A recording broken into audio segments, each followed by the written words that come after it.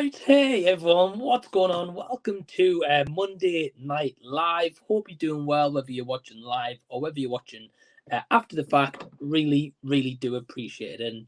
And yeah, how is everyone doing? How's your week going so far?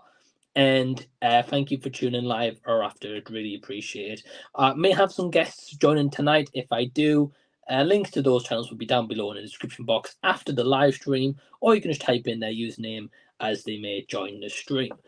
But yeah, so in terms of Monday Night Live, yeah, just thought I'd go live. I like doing these live streams weekly if I can. Just basically hang out, chat, chill, just talk to you guys, see what you've been up to, maybe what you've been watching recently. As for myself, in the last couple of days, I've been checking out quite a few movies. Some Patreon requests, like Blade Runner 2049, for example, or also the movie Sergeant York from 1941, which, hey, I'd never even heard of, but got to check out a movie from that kind of timepiece in cinema. So that was really cool. Of course, right now on the channel, I've got a review for The Holdovers as well, if you haven't caught that one. And also recently, Baghead, if you haven't caught that review as well. Well, both reviews are live on the channel as of right now. But if you're watching live, leave a comment in the live chat section, even just a hello, whether it's a question, talk amongst yourselves, whatever you want to do. Definitely leave a comment, say hello as we're here live on a Monday. And can you believe that we're almost at the end of January of 2024? Absolutely crazy that nearly 1 month of the brand new year is nearly gone already. Like, it's crazy to think like where the time has gone. It's been a busy month for myself. I'm not sure about you guys, but yeah, it's been a crazy month. Whether it's like in my life, whether it's YouTube, whether it's whatever the case should be. But yes, hope you guys are doing well. We've got a few comments already in the chat, so we'll go to those comments. And yeah, we've got Josh at Through the Lens. So hey Josh, hope you're doing well, man. He says, hope you're well. Yeah, I'm doing good. I hope you are too. Thank you for tuning in. We've also got Danny Jukes. Hey Danny, hope you're well, mate. Hope you how are you all doing? Sorry, how are you all doing? I am good. Yeah, Danny, I'm good, and I'm glad you two are as well, my friend. Thank you for tuning in. Really do appreciate it. Josh says rewatched Tron Legacy today. It wasn't bad. The visuals and score were the best thing by far. Yeah, that's what I've heard, Josh, about Tron. I'll be honest, I've never seen Tron or Tron Legacy. Definitely want to get to them, though. I know they're making a third one. But yeah, I've heard the visuals and score are the best things about that movie for sure. So can't really say I'm surprised that those are the main things that you like, because I think that's what a lot of people like. But people also have nostalgia to the original Tron as well. So glad to hear that you didn't think it was too bad overall. Please tell me what you thought of 2049. We've also got Sai here saying, hi Mike, what did you think of 2049? Well, firstly, hi Sai, and thanks Josh and Sai for the kind of same question. Yeah, so Blade Runner 2049. Okay, so let me start off with Blade Runner first. I think that's probably more important, than I'll get to 2049. Don't worry, I'm not going to make this too long. So original Blade Runner, I only saw for the first time in 2017. It was shown in the cinemas, I think 35th anniversary at the time, or I'm not too sure. It might have been one of those things. It was like an anniversary show anyway. So saw it in the cinemas, and I first thought, it was okay. Like, there was elements I liked, but overall, it wasn't one I wanted to like rush and rewatch. But when I got requested 2049 by Ryan Swales for Patreon, he requested the 2049. So I thought, hey, look, I best go back to the original Blade Runner and, at least get myself familiar with the story before going to the sequel. So rewatched the first Blade Runner today, and then I rewatched 2049 afterwards. So first Blade Runner, I've still got the same thoughts as 2017. Overall, 2.5 stars for me out of 5. There's elements I really enjoyed. Visuals and music, incredible. Like, really love, like Vangelis did a great score for that movie, and the visuals are great. I just think it's a little bit hollow, personally, until we get into like the last 20 minutes with Rutger Hauer and Harrison Ford kind of face off. That was absolutely fantastic. However, going into 2049, Sai and Josh, about your main question here, 2049, really enjoyed it. Definitely way better than the original, in my opinion. But they're two different movies from two different timepieces. I mean, what would the original Blade Runner be like if it was filmed in, say, 2017? Going back, like, kind of all that time, all the technologies obviously advancing. Of course, two different filmmakers. You got Ridley Scott or Denis Villeneuve, for example. So yeah, two completely different films in an aspect and in a way. But yeah, really enjoyed 2049. I would give that about 3.5 out of 5 stars personally. Yeah, I've only seen it the once, of course. It was the first time watch today. So yeah, I really enjoyed 2049. So thank you for the question, though. I got the viewer Drew as well. Hey, Drew, hope you're well. Davey did comment before. Yeah, he said, "Hey everyone, what's up?" So hey, Drew, hope you're doing well. He says, "Good news, my birthday is coming up, 21st of January." Well, happy early birthday, Drew. Hope you have a fantastic day, whatever you're doing. What's your plans for your birthday? Let me know in the comment section. I know you're going to be doing like a YouTube special video for your birthday. Let me know. And I haven't ignored you guys. We've got Matt H also in the channel here in the chat. Hey, Matt, hope you're doing well, man. Thanks for tuning in. He says, "Hey, Mike, how did your channel name come about?" Yeah, well, I say, "Hey, Matt, hope you're doing well." Yeah, so the channel name. So how that kind of came about was when I first started YouTube. My channel name was The Z Review, and I really like that name. And there's times I think that would be pretty cool, but I'm kind of glad I kind of went away from review in the title, because personally I think if you have review like in your title of your name, it kind of limits you to like review kind of, and if you want to do something that's outside review, people's like, huh, like, why are you called review? I mean, that's just personal opinion anyway. So yeah, so basically the reason I changed my name was when you type in YouTube the Z Review, for example, it would come up with a channel called Z Reviews, which had like 100,000 followers. So in a way, say if someone wanted to come search for my channel, they could probably find it because it was like the second one that would pop up. But Z Reviews was always the one at the top. And if someone, say, wrote down your name or didn't listen to it properly and just typed in Z Reviews, they're going to think, oh, that's the guy at 100,000. But that's obviously not me. So basically, that was one factor. But also, Matt, at the time, if you go on Google and you type in the Z Review, for example, there's actually a shop called the Z Review that sells like posters and all that kind of stuff.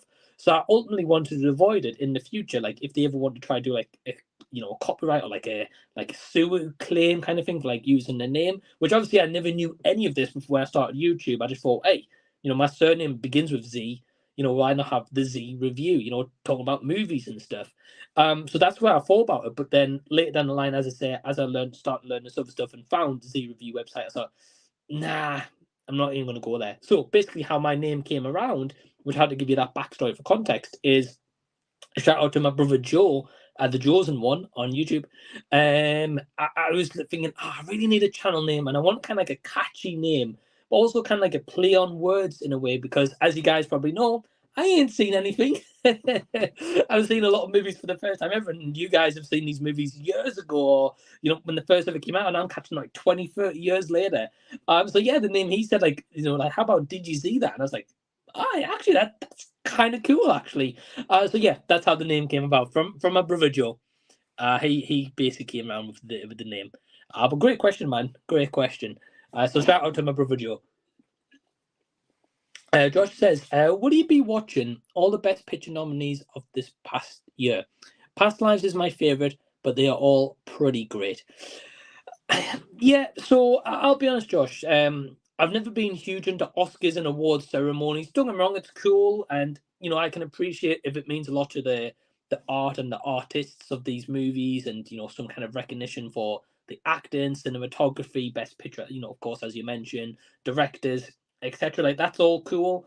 For me, I've never been personally into the awards as much, but also I feel as if the awards ceremony isn't so much films that everyone loves. It's more just being like, oh yeah, these are maybe like an artsy movie, or actually, yeah, this is maybe a little bit political. I might be wrong, but that's what it kind of feels like in a way. So, for example, like recently, I did a review on the channel for The Holdovers, and that's been getting absolutely incredible buzz. Everyone's been loving it, and like awards galore kind of thing. And I watched it, and I was like, huh? Like really? Like, don't get me wrong, it's not a bad movie. As I said in the title, it's overhyped. I believe it is personally, but it's not a bad movie. I never said it's a bad movie, and I never will, because it isn't a bad movie for me. It's fine. Paul Giamatti is really good. Giamatti, whatever. He's really good. The cinematography, picture wise, it's great, because the cinematography, it looks like it's set in the 1970s, and a lot of movies try to set themselves nowadays in a past time. They're unable to do so, but I felt like that did it really well. But ultimately, I found it quite boring. A lot of rinse and repeat scenes. Dominic Cease's character of Angus Tully just is basically like a brat. He never learns anything by the seams of it, and it's just like there seems to be no progression apart from like Paul Giamatti's character, but he can get screwed over. I'm not going to say more than that. Besides, for like spoilers for anyone who hasn't seen the movie as yet, if you want spoilers, go check out my review. So yeah, in terms of your question, Josh, will I be watching all the Best Picture winners? Nah, if I come across them, then I do. But besides that, not really too bothered. But Past Lives was pretty good. I did enjoy that one. He says, heck yes, you like 2049. Absolutely. And 2049, in his opinion, is the greatest film in the 21st century. I mean, the thing is, it's tough to comment on that one personally because, of course, there's so many movies 21st century kind of wise. I mean, visually, like absolutely spectacular. Like even just like the rain going down and falling off like the car window and stuff. Like it is honestly visually like awesome. One of the biggest highlights I can give that movie. Greatest film. It's tough because there's so many movies, but I would definitely say it's up there. Like I really enjoyed it, but I'm glad to think that you think so, man. That's really awesome. Let's have a look. We've got Marvel fan as well. Hey, Marvel fan, hope you're doing well. He says, hi, Mike. I thought I'd drop by and say hi. I will head off soon to get some sleep or watch the live stream on catch up. Well, I appreciate it, Marvel fan. Really appreciate it, man. Thank you for stopping by. Really does mean a lot. And thank you guys for watching live right now. I've got like around 10 people watching, so really appreciate it. Really does mean a lot. And I appreciate you guys choosing to spend your Monday with me. And I will get to your comments and questions as well. We've got next up, just get a quick drink. Josh says, what is your most anticipated film of February? I think the month is a little slow, but I think there will be something there for me. Yeah, so I mean, big releases we've got in February. We've got Madam Web. We've got yeah, guys, hit the like button. I've just got a notification there. Yeah, hit the like button if you haven't already. Really does mean a lot. Helps the channel, helps it for the algorithm as well. Free to do as well. So just down below, hit the like button and subscribe if you haven't already. But yeah, get back to your question. Madam Web comes out this month. We've also got Bob Marley One Love as well. Thank you guys for hitting the like button. We've got Bob Marley One Love that comes out. We've got the new movie coming out with Olivia Colman and Jessie Buckley, singing about letters in the title. I can't remember exactly what it is. I know there's an early screening of that as well. I'm really excited for that one, actually. I think it looks great. Apparently it's going to be, quoted as like comedy movie of the year. I'm not too sure, but I mean, it looks pretty good. If someone knows the title, please let me know in the chat. But it's something letters in the title. I say it's Olivia Colman. Wicked Letters, that might be one, or Wicked Little Letters. It's something like that, Josh. Yeah, thank you, man. Thank you. Really appreciate it. So I've got that coming out as well. And besides that, I'm not too sure what else comes out in February. So ultimately, Josh, can't really answer your question. If that Wicked Little Letters come out, that will be the one that I am most looking forward to for next month. Madam Web, not really too bothered by it, I'll be honest. I'll go check it out, but I'm hoping to have a nice surprise. That's what I'll say. Marvel fan, we read that one out before. Apologies. We've got Sly says, have you gotten round to watching Warrior?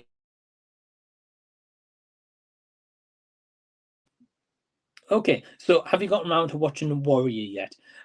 Yes, Sai, I did.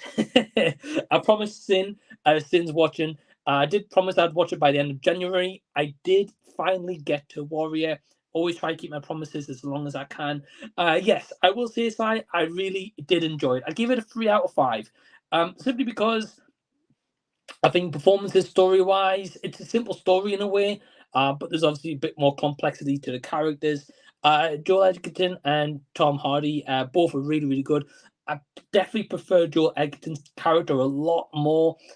His story was far more interesting for me. I appreciate Tom Hardy's was about the military. That was all cool. I really liked that aspect, but the story with Joel Edgerton's character I really enjoyed because it was more believable about like him having 2 or 3 jobs just to try pay his mortgage and working in kind of finance. I understand like people can struggle with household budget. I mean, we all struggle to an extent. So yeah, kind of enjoyed his. So yes, I did enjoy Warrior.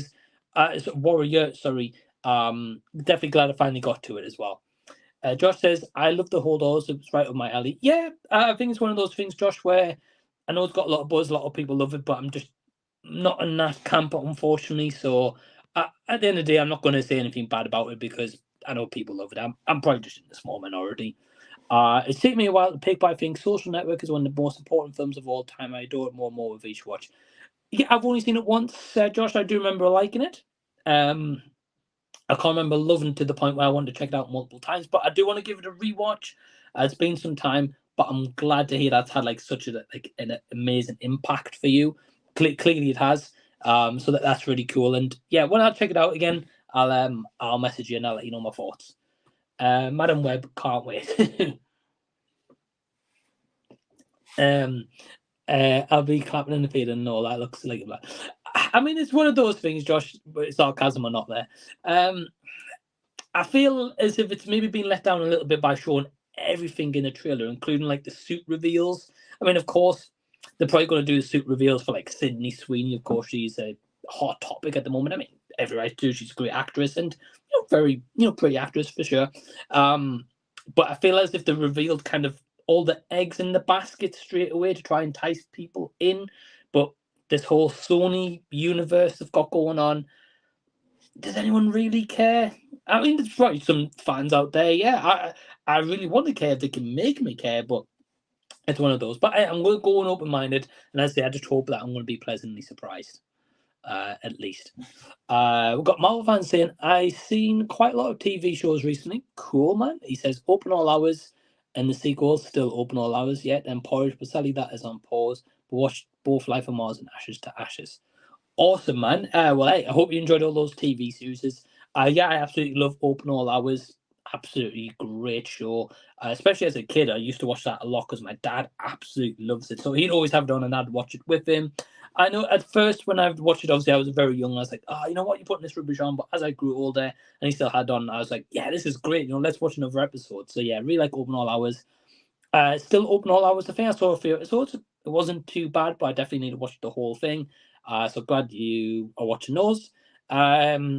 Porridge, I've seen tiny clips, so I can't comment, and I've never seen Life on Mars or Ashes to Ashes. But I know you love those series as Marvel fans, so I hope you enjoy, my friend. And he says to start to watch Being Human again. Well, I hope you enjoy Being Human as well. That's another one I've not seen. I'm not a huge TV guy, more movies. And Sai says I'm going to watch Argyle on Friday. Yeah, awesome picks. I hope you really enjoy it, my friend. I am going to see it Thursday. I think it comes out Thursday for some reason. I don't know why. But yes, I hope you really enjoy it. It looks cool. Looks like a little bit of a different kind of movie. Definitely intrigued to see like how they're going to start it and end it as well. Great cast to it as well. Matthew Vaughn. So definitely got me intrigued. Definitely looking forward to it, man. So yeah, that'll be two of us going to support the movie. So definitely let me know your thoughts. Josh says, watched All of Us Strangers with Andrew Scott and Paul Mescal, which blew me away, very much like After Sun, but explains different ideas to it. Beautiful film. Yeah, Josh, so I saw All of Us Strangers advertised, and I know you've been looking forward to that one. Yeah, I've been hearing slightly, it's a little bit like After Sun, that kind of vibe, and I thought on After Sun 2.5, like out of 5, I gave that movie. Wasn't really for me, but I can appreciate it. This one, I kind of got the similar vibes. So I was like, do I go in with it? Because I know like that kind of movie I didn't like. But I may give it a go. I've been hearing really good things, especially from Nick as well. So yeah, I may give it a go. But I'm really glad it worked for you. Blew you away as well. Like that means a lot, though, dude. Like if it can do that, and the movie can do that for you, then that's really really awesome. Marvel fan says there is 5 series of Being Human and now halfway. Wow, okay. Episode 4 of series 3. I will watch episode 4 tomorrow, so I should finish Being Human some point this week. Man, that's some great progress as well, especially if it's like half-hour episodes, and I don't know how many episodes per season, Marvel fan. I'm guessing a few at least, probably 8 or 9 at least, I would have thought. Who knows? But yeah, I'm glad that you're having a good time with it. Glad you're working your way through it. That's really, really awesome, dude. And yeah, really, really cool to hear. And I hope you're really enjoying it. While we've got a little break in the comments, sorry, trying to get a quick drink. I just want to quickly announce a giveaway I'm going to be doing on the channel very, very soon. When I say very soon, within like the next week or two. It's going to be a free giveaway to enter, of course. I mean, as always, the giveaway I'm going to be doing is for a steelbook of Captain America Civil War on 4K. So yes, you'll get the steelbook, which it is a beautiful front cover art. I mean, the back art, but does include both the Blu-ray and the 4K, and you get that nice kind of in it as well.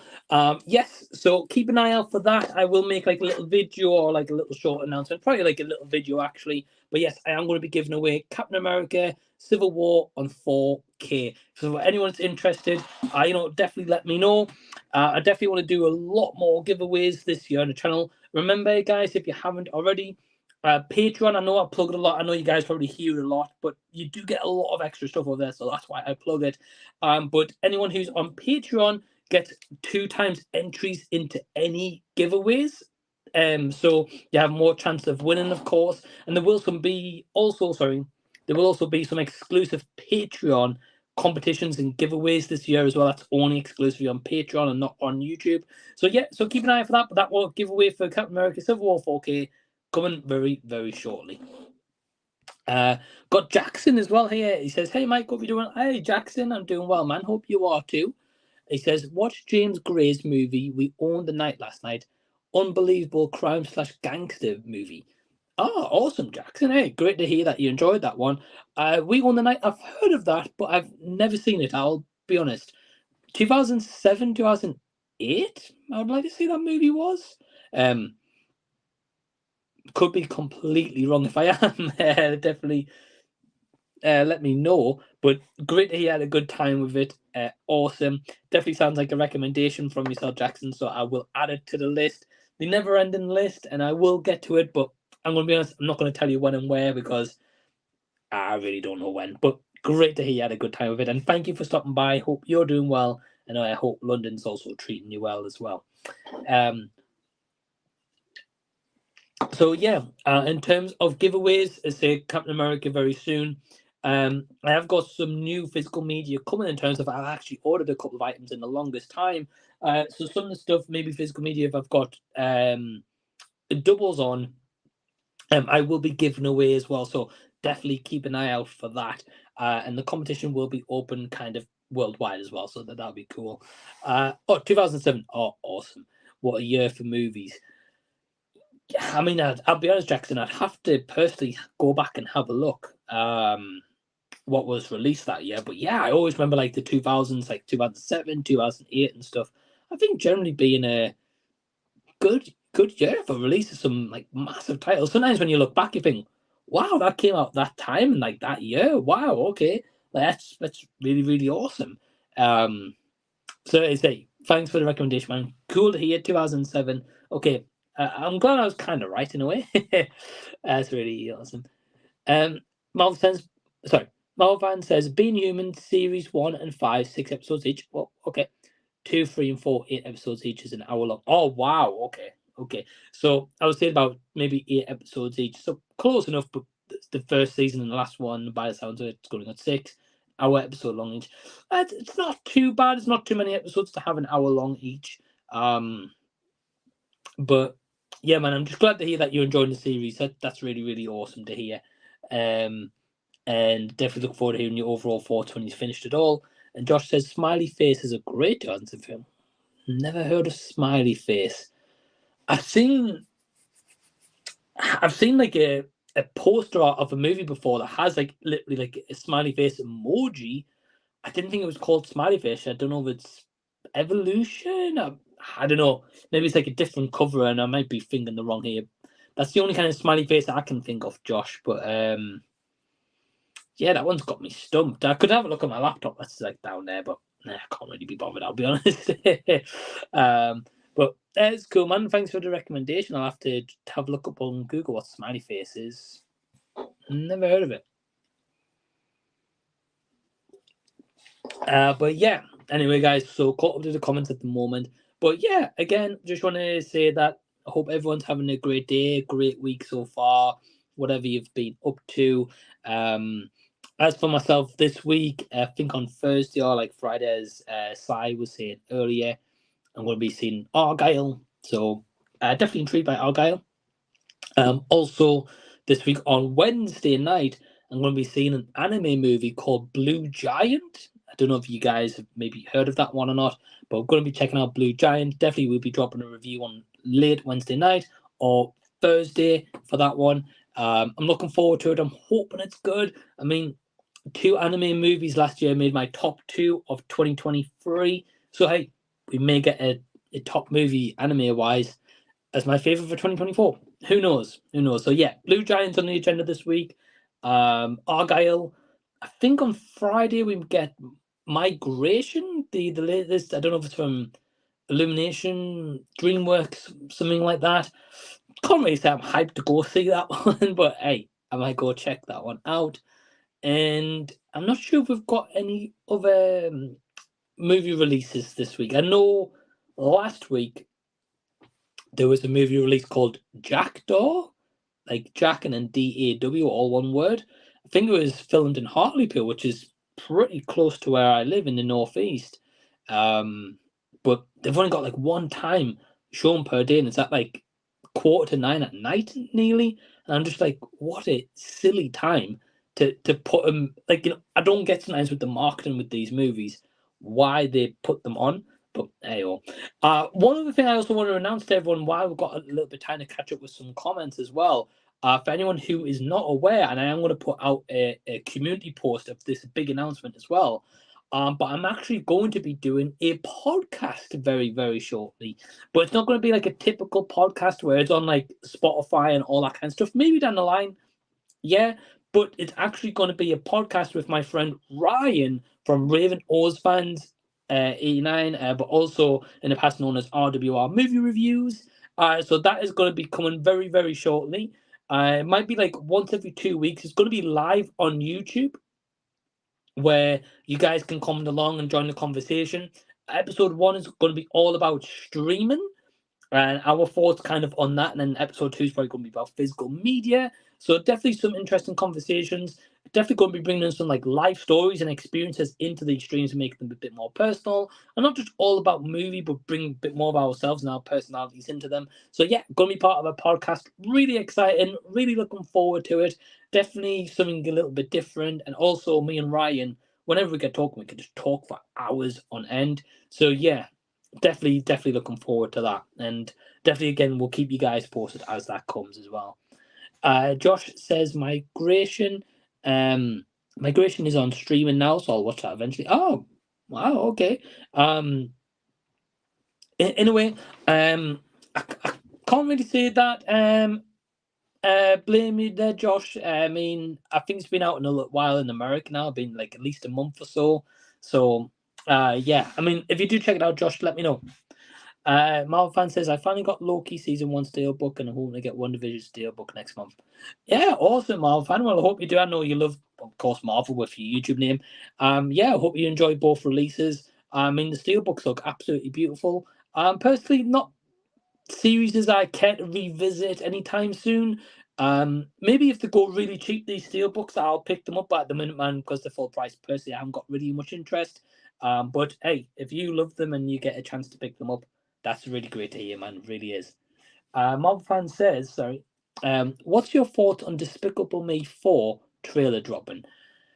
So, if you've been in the channel for a little while, you know I don't like the Minions, Despicable Me. So I'll be honest, I saw the release of the trailer and I was like, nope, skipped straight past it, or swiped straight past it, or scrolled way past it, man. Can't comment. But I'll be honest, got no interest, and I won't be seeing it at the cinema. I'll give you that much now. Sai says, Mike, have you seen Steins Gate? I know you love anime, and my mate has recommended to me. Is it worth a watch? Okay, so one thing I'll say is, Sai, before I kind of say yes or no to recommend it or not, I have seen Steins Gate, but with this recommendation, is it worth a watch? So my question to you, Sai, before I answer this is, have you seen any anime before, or has your friend give you this anime as like a recommendation to get you started into anime? And I'll explain a little bit more if you're still watching live and you reply back. But for now, I'll move on and I'll come back. And Josh says, podcast sounds like a great idea. Sorry, just put the can in the bin, so I might have been a little bit loud. Yeah, well, thank you, Josh. Really appreciate the kind words, man. And yeah, definitely something exciting. I'll be honest, I've never really thought about starting a podcast, but got talked to Ryan. Ryan came up with the idea, and I was like, hey, that sounds like a pretty cool idea. But I didn't want to just do like a traditional format of podcast. So basically, the way it's going to work is the first couple of episodes are going to do let's say first episode's going to be completely about streaming, second episode's going to be about physical media, but then after that, we're probably going to pick a movie and have guests on as well.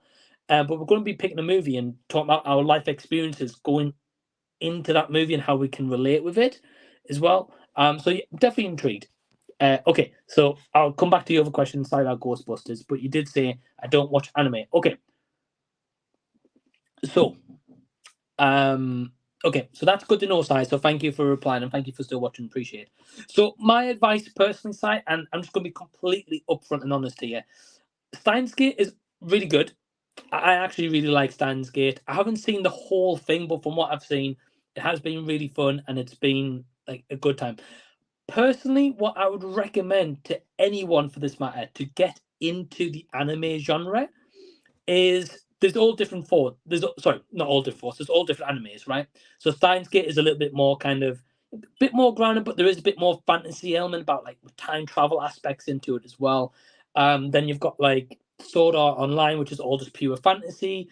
But personally, Si, one thing I'd recommend to you, and this is, and hey, you don't have to take my word for it, but this is just, I know that's worked for me and so many other people as well, is if you're going to get into anime, watch Death Note. From 2006, I know I've kind of raved on about it quite a lot of the time, but this is like just basically like get go into anime, and it's so good. Sight, honestly, it's like set on two characters, a character called L and a character called Light. Basically, Light finds a Death Note, and this Death Note, as long as he's got a face and a name, he can write the name in, and that person dies. Right. So after, and this is not a spoiler. This literally happens in like the first kind of like 10 minutes of the episode, and it's basically the plot of the show. Is as Light writes these names in, obviously these people are dying. So you have like, if he doesn't write a cause of death, they'll just die of a heart attack, right? So these people in Japan are dying of heart attacks, and L, who is this like kind of like super special kind of private investigator, like starts like seeing this happening. He's like, this can't be a coincidence. Everyone just dying of a heart attack. Come on, like as if, right? So he's suspecting that someone is committing these murders, and it's kind of like a cat and mouse between the two, like who's going to catch the other one first, because Light wants to stop him and L wants to stop Light, but they don't really know that. So that's all I'm going to say. Not really spoilers, but the reason I tell you this side is because it's really grounded. There's no kind of like super special fantasy elements or anything like that. I say it's just like a Death Note. That's kind of it. It's like it's so grounded. It's only one season, that was it. It's about 35, 36 episodes, but they're only like half an hour each, so it's not exactly too long either. Not something now where you're going to have to spend like, because Steins Gate, for example, is like 4 or 5 seasons, if I'm not wrong, with like 20 episodes per season. I think that's just a little bit too much personally to get started into anime. And as I say, because it has like so much fantasy element. And don't get me wrong, if you love fantasy, great. But I would say start with Death Note. Start kind of like just a casual, grounded, kind of bit more serious, thriller-ish kind of anime.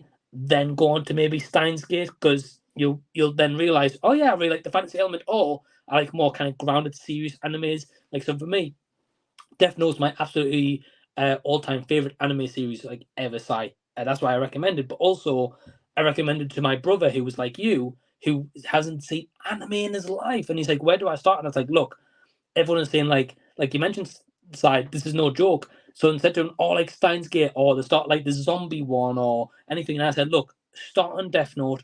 Go from just basic anime that is like like kind of like a thriller where it's like set like more reality-ish kind of based. Give that a go. If you don't like it, then maybe go into fantasy, maybe something you'll like. But he started from Death Note, absolutely loved it, and now he absolutely loves anime. But I know other people like that as well. So that's the only reason why I recommend Death Note, because I know a lot of people start from that and then have gotten into like more stuff. So I would say Death Note, then try Steins Gate personally. Sorry, that was a long answer, but best opinion I can give you. But you have asked, have you seen the new trailer for the Ghostbusters movie? I haven't. No. I saw it advertised, and I know it was released today. The only thing is, I'll be honest, with the new Ghostbusters trailer, I'm a little bit worried if I watch the trailer, it's going to give away the whole movie. Because I already know from the teaser, like, like Bill Murray, Dan Aykroyd, Ernie Hudson, and like the librarian from like the original one. I know they were all back anyway, and like from photos that's been shared. I know like it's obviously Frozen Empire, like there's been photos of like Paul Rudd and the kids and stuff like that. So I've already seen that kind of stuff before this trailer, so I'm just a little bit worried, Si. And confirm this as well if you've seen it. If the new trailer feels like they give away the whole movie, if it does, I really don't want to see it because I'm sick of seeing trailers where it gives away the whole movies.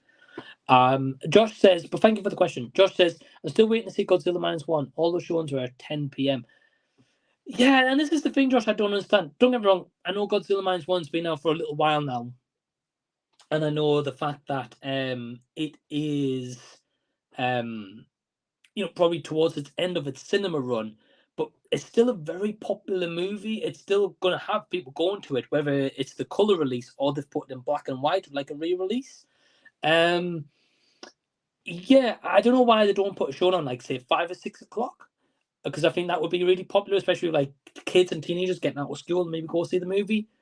I don't know, man, but I think you'd really enjoy it, though, Josh. I'll be honest with you. I think you would.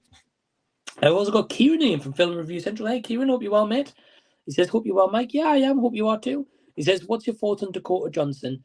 Not having much confidence in Madam Web. That movie can't catch a break. Okay, so kind of like a two question there, really. So thoughts on Dakota Johnson? Yeah, I like her. I think she's a good actress. I've seen her in, well, I haven't seen like kind of 50 Shades. I think I've seen like tiny bits, and I was like, nah, not really for me. But thoughts on Dakota Johnson in general? Yeah, I think she's a good actress. The projects I've seen her in, she's done a good job. I don't think she's really been given anything personally that I've seen to like really stand out to break it from that kind of 50 Shades of Grey mold. But I hope she gets that chance because I think she deserves it. Yeah, for sure. But then the second part is you mentioned there's not having much confidence in Madam Web. The movie can't catch a break. Yeah, Kieran, it's one of these things I was saying a little bit earlier where I think the movie, like, again, they've shown everything in the trailer. They've revealed all the eggs in the basket. They've shown you all the superhero costumes. They've shown you the villain. They've basically shown you, like, every single scene in it to the point where it's not going to have people excited because they're showing you everything just to try and get people to come to see it. Clearly, they haven't got faith in the marketing. That's all I can say. So it's a shame. It's a shame. And Si says about Ghostbusters, like most modern trailers, gives you the whole story. Definitely that emoji as well. Definitely agree with you, Si. Yeah, it's one of those things where I thought would give you the whole. That's what I was concerned by because I was thinking the teaser alone already showed you quite a bit, like like the cities kind of just as it is, people chill on the beach, and then there's like kind of everyone starts to get frozen and like gives you the bare bones, but shows you enough kind of like a slight reveal of like the main ghost in a way. So I thought, well, hold on, if they show the real trailer, like the full thing, it's going to show you everything. So thank you for the heads up, Si. I'm going to avoid it. I'll be honest with you, I don't want to see that. Josh is saying, Perfect Blue, Ghost in the Shell, Ghibli, amazing anime. So this is the thing, yeah. So I'll be honest, Josh, I've never seen Perfect Blue. I've seen Ghost in the Shell, but only the live action, not the anime. But of course, the anime is great. And Ghibli, I'll be honest, I've seen The Boy and the Heron and Spirited Away. Wasn't really a fan of either. I think they're okay for sure, and I know probably a hot take. I know a lot of people love them, but personally, wasn't huge on the man. But again, each to their own. People love them kind of movies and stories. So yeah, it's all definitely opinion. And we've got Jason here. Hey, Jason, hope you're well, man. It says Cody Rhodes wrestling question. Cody Rhodes isn't finished with his story. Did not think he was going to win 2 in a row. Yeah, Jason. So we've kind of leaked reports. I didn't think that he'd win 2 Royal Rumbles in a row. I'm glad he did because I'll be honest. I think he will finish the story at WrestleMania this year because Roman's been champion for quite a long time.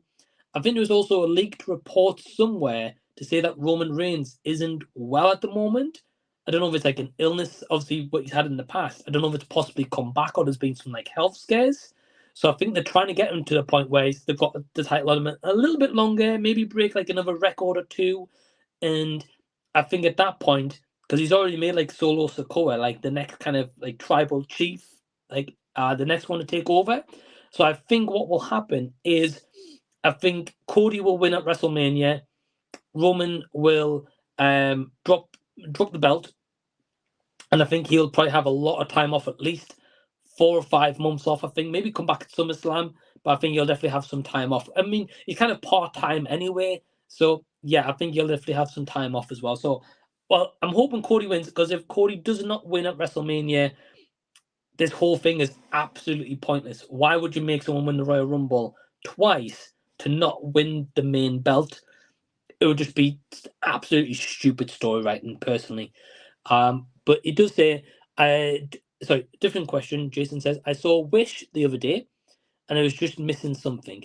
Needs more humor, and would have killed Disney to have romantic storylines in the movies. Well, Jason, glad to hear that you watched Wish the other day. Sorry. I know Anthony Perez loved that movie. I'm definitely still intrigued to see it, but I think it's just gone off cinemas here, so I'll have to see if it's on Disney Plus at some point, if it's not already. Definitely want to check it out. I've heard mixed things. I've heard a lot of people saying like it's kind of like a cliche story. It's nothing kind of brand new or fresh from Disney or anything like that, which I can appreciate. But I'm still I still want to check it out and still see if it's great or if it's good or if it's not. Definitely want to check it out. Also, if anyone who's just tuning in now, if you've missed it before, I did announce a giveaway coming within this next week or next week, and I am going to be giving away Captain America: Civil War on 4K Steelbook as well. And I think I still have the J card as well, so I will put the J card with it as well. So I will be giving this away very, very shortly. Keep an eye out. You can win it, and it will be shipped worldwide as well. So it's not just going to be UK exclusive. We've got Ryan here as well. Ryan, I was talking about you earlier, dude, about the podcast as well. Going to put an announcement out very soon. But yeah, Jason was okay best. Well, hey Ryan, hope you're well, man. And yeah, I know you watched Wish as well recently, Ryan. I think you gave it 2.5 stars out of 5. I could be wrong. Let me know if I am. But yeah, at least that's like two of you guys with the same thoughts as well. Yeah, I definitely want to check it out at some point. Just depends if when I get the time. But I was also saying before, guys, as well, if you've just tuned in, this week I watched Blade Runner 2049 today, first time. I've watched Sergeant York, which is 2 Patreon requests. I've watched the original Blade Runner, The Holdovers, and also Baghead recently as well. So definitely a wide variety of movies. Also, I nearly forgot. I watched 2 first-time watches this past week, and these are 2 80s movies. I watched Reanimator for the first time. Absolutely fun movie. Really, really enjoyed it. And I also watched The Return of the Living Dead, which is also another great, fantastic, fun time movie. So yeah, definitely catching up on a lot of older movies and some first-time watches as well. So it's been really nice to dive into more older movies as I have been last year. I definitely want to continue that trend this year. And I think so far for the month, I've possibly seen about 27, 28 movies or so. So not doing too bad, pretty much like a movie a day. I'm hoping to watch 365 movies this year. That's my goal. I think last year I got about 303, so not too bad. Jason says, wow, you're actually watching some good movies. Well, thanks, Jason, for the compliment, I guess. No, it's always cool to watch some older movies and ones I've never seen or first time watches. Tick them off the list, and people's like, "Oh, have you never seen them?" Well, I can finally say, these movies now. I've finally watched them, right? So yeah, it's always fun. Jason, if you want to come join the stream, drop me a message on Facebook, man. See if you get you on the stream as well. If you want to join, and have a big company as well. But yes, for you guys who are watching live right now, leave a comment in the live chat. Let me know what you're up to tonight. What movies are you going to check out, or TV shows, or what is on your watch list to check out, whether it's tonight or whether it is for this year that you've never seen before. Let me know, and we'll certainly have a chat about that. I'm just going to put this back 2 seconds. There we go. So, 2 moments.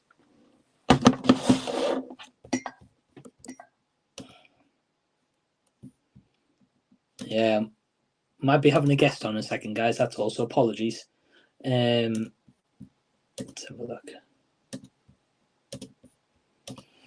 So yeah, anyway, guys, sorry about that. Yes, I'm here. So, what I also want to announce to you guys is very, very shortly, I might possibly be doing a charity live stream. Yeah, again, a couple of things in the background, a couple of things in the works. Of course, I will let you know on community tabs and videos and stuff as more announcements get made. But yeah, I am looking to possibly do a charity live stream at some point, maybe within this next month, coming in February or March. I'm not too sure, but keep an eye out for that. We'll definitely let you know when I do, because I definitely want to do a charity live stream as well at some point. But yeah, we're all going to be having a guest join us in a second. But in the meantime, we've got Mr. Dan and Horace saying, "Hey everyone, well, hey man, hope you're doing well. Thank you so much for stopping by and tuning in. Really appreciate it, and thank you for leaving a comment. And if you guys are watching live, definitely leave a comment in the live chat.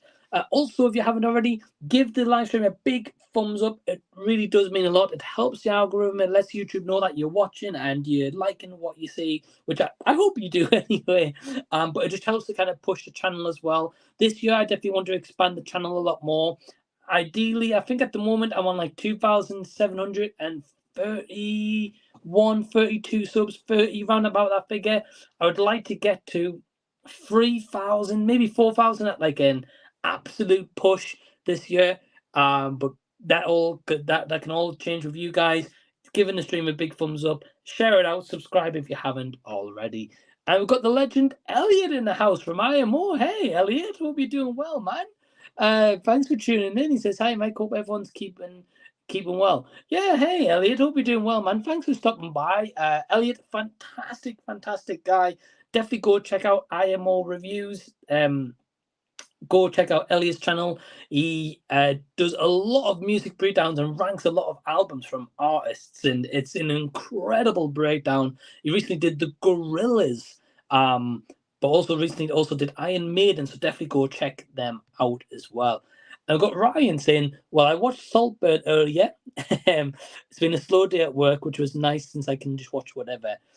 Yeah, well, Ryan, I'm glad to hear that you're having like a nice day at work. A little bit slow, you said, but I'm glad you're having a nice day regardless. I know you weren't huge on Saltburn, which is a shame, but I know it's not for everyone. I know some people, like myself, either really like that movie, or some people are just like, meh, it's not great. So it's definitely been a divisive one for sure.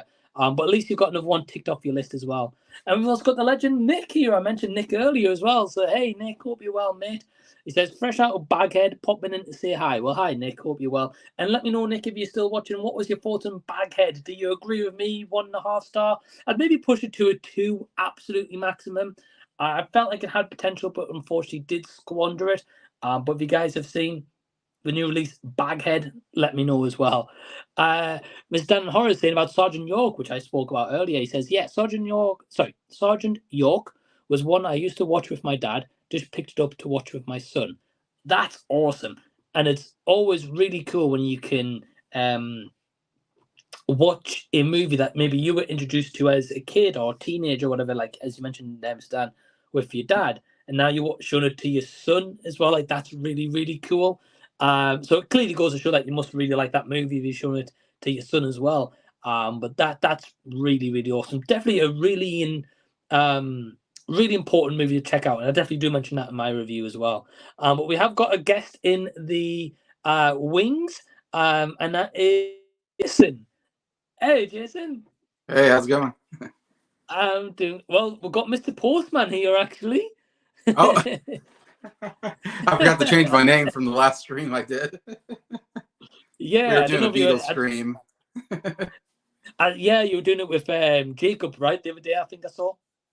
Yeah, it's a play off of the song "Please, Mr. Postman." Yeah, I know the I know the score. I know the song anyway. Okay. But yeah, if you haven't already subscribed to Jason the Old Millennial, link will be in the stream after the live stream is ended. But Jason has also won congrats to the Chiefs as well. I know. It's been incredible. Very unexpected too. We were not expecting to win that game, and they just pulled it out. I know, man, a great result. And I saw like the highlights and stuff, and I feel sorry for Ryan because I know Ryan's watching with the Ravens as well. I know. I hate that. Yeah, Ryan's team had to lose, but yeah. Well, that's the way it one goes. of them had to lose, Jason. Somebody had to lose. It's unfortunate. So, do you think you're going to win the Super Bowl? Well, I think we have a good chance because, I mean, San Francisco is a really good team. So, I mean, there's no guarantee, obviously. It's going to be a tough game. But the Chiefs beating the Ravens kind of proved to me we can beat the best teams because, to me, the Ravens was the best team in the NFL. And so beating the Ravens goes, well, we beat, I think, the best team so far. So we have a chance for sure. So you never know, but... Well, Jason, I've got my fingers crossed for you, man. I really hope you guys do because I know how much it means to you and Ryan, like being huge sports fans and stuff. So that's awesome, man. But no, and I also read a report today as well. They put out a report saying like Taylor Swift's brought in like $300+ million for the NFL since kind of showing up at the games and stuff. Really? Yeah. Apparently, it's like the most watched by women ever. Yeah, she's doing a lot of good for the Chiefs, I think. Bringing a lot of attention to them. And I can see somebody thinking that might be a curse to the team, but we're in the Super Bowl, so it wasn't a curse to us. And Travis Kelce's been doing great. So. He had an amazing game. Yeah, he's in his 30s. I mean, he's kind of he's starting to get towards the end of his career. He's still playing great, though. And he had a great game yesterday, and he broke Jerry Rice's record for most catches in the playoffs, which is huge. I mean, he's one of the greatest players to ever play, I think. And he gets to go to the Super Bowl and he gets to kiss Taylor Swift. It's just unfair. I mean, to be honest, I just man, real jealous of that guy. I know he's got it all at the moment. He's got everything right now. I mean, going for him. He has, man. He has. And next year he'll have a song about him as well. It could happen, yeah. For sure. Yeah, man. It's awesome. Got Sai here saying the 49ers rule. So we got. I didn't know if I knew any 49ers fans, but I guess he's one. So. I guess so, man. I guess so. We got Ryan says, "Have you heard of a movie called Serena with Bradley Cooper and Jennifer Lawrence? Jennifer Lawrence, yeah. No, have you, Jason? Have you heard of this one? It came out some years ago. I feel like maybe 4 or 5 years ago. I don't know. It felt like it almost came straight to streaming. And I remember not getting good reviews. And I never watched it because it just kind of came out of nowhere. From what I remember, there's no advertisement for it. Just kind of, I remember just appearing on streaming one day, and I'm like, "What's this?" And two big actors, but just I don't think the movie did anything. So it's just forgotten. Yeah, that's a shame. It's a shame. Yeah, you're right. Two big actors. Were them two in Silver Linings Playbook? Chris Pratt and Jennifer Lawrence. Yeah, was in Passenger. Wait a minute. Oh no, sorry. Yeah, they were in Silver Linings Playbook. I mixed up movies. I was thinking of a different movie. Yeah, you're right. Yeah. I was going to say, so it's not the first time they've teamed up for a movie anyway. Yeah, I think they teamed up around that time for Silver Linings Playbook too, and both got Oscar, or she won the Oscar and he got nominated as well. So yeah, it's strange. They back to back co-starring. One was a big hit, one just never hear of. You get that sometimes though with movies, one actor will break out and the other one kind of won't, or it takes a while. Like Bradley Cooper in the last I would say last 4 or 5 years is only starting to kind of break out more, really. Yeah, it's funny. He came out. Um, I mean, he started off in comedies. I feel like the Wedding Crashers, and Mm, Yes Man, and that's where I saw him first. And then he really bulked up for the A Team, and he looked great in the A Team. And then it's like, oh, he's still kind of comedic, but he definitely looked like he could do action movies. He can do romantic leads, But I didn't think of him as like an Oscar, caliber actor. And then, yeah, ever since Silver Linings Playbook, he just gets nominated at almost every movie. He's got like 4 Oscar nominations for, I think, actor or supporting actor, and he's gotten like a couple directing, or he's directed some Oscar movies as well. So mm. he's, yeah, definitely just. I feel like he's trying real hard though. I think it's everybody's criticism of Maestro. It feels like he's trying a little too hard to get the Oscar, and it's starting to come off like, okay, this guy's just doing Oscar type movies. Yeah, I mean, I guess in a way though, it could be the case of like that's his one goal to get an Oscar, so he's going to purposely try to go for that. But sometimes it Yeah, happens when you don't expect it, you know. yeah, yeah. Like look how many years DiCaprio didn't win one, and he finally won one, you know. But Yeah, yeah, I can get that. Um, yeah. Like Robert Downey Jr. I mean, he's just been playing so many great. To me, he's been putting so many good performances after good performances, and I'm mm, hoping he finally mm. gets one for Oppenheimer. Yeah, that'd be great. I think. I wouldn't be surprised if he takes it away. I think he has a good chance on that one. Yeah. Like I said, I mean, the Iron Man movies are just so good to me. His Tony Stark character, that he deserves an Oscar just for those roles, I think. So Yeah, man. I'm ready to give him an Oscar. Yeah. And I think, like you're saying, Jason, I think with this year, I think with Oppenheimer, will probably take a lot of the awards, sweep it up a Yeah. lot. Yeah. Yeah. It's Yeah. gonna take a lot. Which I'm glad Christopher Nolan's getting more recognition as well, to be fair, though. Yeah, So, he's another one that's been just putting out. I'm not the biggest Nolan fan, but I mean, he's been putting out movies that people like and have been, pretty successful and been even Oscar nominated. And so it just feels like it's his time as well. You know, after the Batman movies, Inception, and then Interstellar, and Interstellar, Dunkirk is just, yeah, he's got a really solid filmography, I think. right. Yeah, exactly. Yeah. So it'll be interesting to see. Nick saying about Baghead, he's saying, to be honest, the jump scares were the most effective ones I've seen for a long time. The premise had potential, but the story was poorly told. Yeah, I've got to agree, Nick. I think there was some good jump scares. Well, there was a couple, and afterwards, it just you know where they were coming, and yeah, it had potential, but it was wasted. Yeah, so I think we're pretty much similar on that one. I know Jason won't be watching Baghead. Oh, Baghead. No, but he does say he's super excited for the Iron Claw Oh, tomorrow. sweet. Nice. Yeah, we get that tomorrow, Jason. It's like an early screener. Oh, okay. I'm excited for that one, though. Oh, good. Yeah. Yeah, I want to see that one. Me too. Me too. I've heard it's like a heartbreaking film, though. But That's what I've definitely, heard. Yeah, well, the story's heartbreaking for sure. I mean, yeah. Uh, well, I'll be honest. I don't know much about the true story of it, so okay. be kind of like a bit of a surprise for me. Whereas I know Mhm. you probably know a lot about it. So Yeah, the only difference I've heard is that they don't because there's like 5 brothers in real life, and I think they cut out one of the brothers in the movie. So uh, okay, okay, if you know about the fifth brother is also tragic. So I guess they didn't want to totally kill you with all the tragedy because there's just so right, much tragedy in real life. They're like, we'll just cut out one of the tragedies, I guess. man. Well, I think what I'll do then, Jason, is probably watch the movie, then like read up on the story afterwards. I think Yeah, yeah. because There's a really good documentary that I don't know if WWE did it. It's called like Inside the Ring or something. I forget what it's called, but I'm not sure.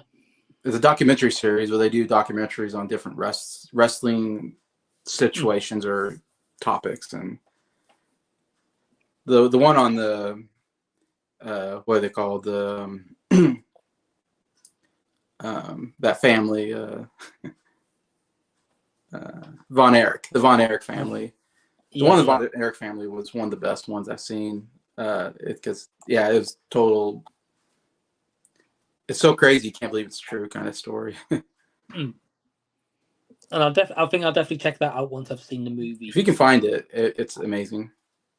Because you have the one brother that's still alive doing the interviews, and so it's like wow, like he's talking about his tragic family, and he's the only one still left, and it's like wow, it's real heartbreaking. Oh man, I'll take some tissues ready, Jason. Yes, yeah. Well, Nick's saying I can see it being one of the best films of the year. Mm-hmm. Yeah, I can probably see that as well. I'd say I'm definitely intrigued to see it, Nick. So I'm looking forward to your review as well. We've got Jimmy from Scottish Geek Guy. How you folks say, Jimmy? Scottish Geek Guy. Hope you're well, man. I hope you're doing good. And Ryan says about Serena, yeah, it has a horrible Rotten Tomatoes score. So missed opportunity, I think. Yeah, it had a terrible score. Okay. Okay. I mean, I'll check it out, Ryan. I can't say I'm in a rush to, but I'll get to it. I think it was like it's a period piece, like romantic movie, like I want to say set like in the Wild West era or something. Let me have a look. Yeah, have a look. So you said this was a few years ago, right? Must have been. Oh, okay, I've got to tell you, 2014. 10 years ago. It's almost 10 years ago. Yeah, I know nothing about this movie, actually. No, I've never seen a poster ever. No. Nah, it's new to me. It must have been so bad they just like buried it and just like didn't want anybody to see it. Sounds like it, Jason. Yeah. They're like, we'll just not talk about it and we'll put it on streaming and. Must have. I say honestly, I've never heard of it. Never heard of it actually. I wonder why Ryan brought it up. Did Ryan must have watched it recently? Or? I'm not sure actually, because he just says, "Have you heard of a movie?" So Ryan, that's an obscure movie to talk about. So that's interesting that he brought it up. Yeah, Ryan, let me know if you watched it. Sai says I'm 49 and started watching the NFL on Channel 4 in the 80s. And Joe Montana and Jerry Rice were dominant force. That's why I support the 49ers. Oh, awesome. Well, the 49ers were the best team in like the 80s, late 80s period. Okay. They won like 4 Super Bowls with Joe Montana. And I think they went to like 4 and they won 4. It's like one of the most dominant performances of anybody in the 80s. So yeah, I totally get it. I would be a fan too. Oh, that's awesome. I don't know a lot about American sports, only just through like you, Ryan, Noran, and Sai and stuff. Yeah, so. I can educate you, right? Man, you'd have to take us back to like the dawn of time. But man, yeah, it's always cool about like people with love for sports and their passions for the teams and stuff like that.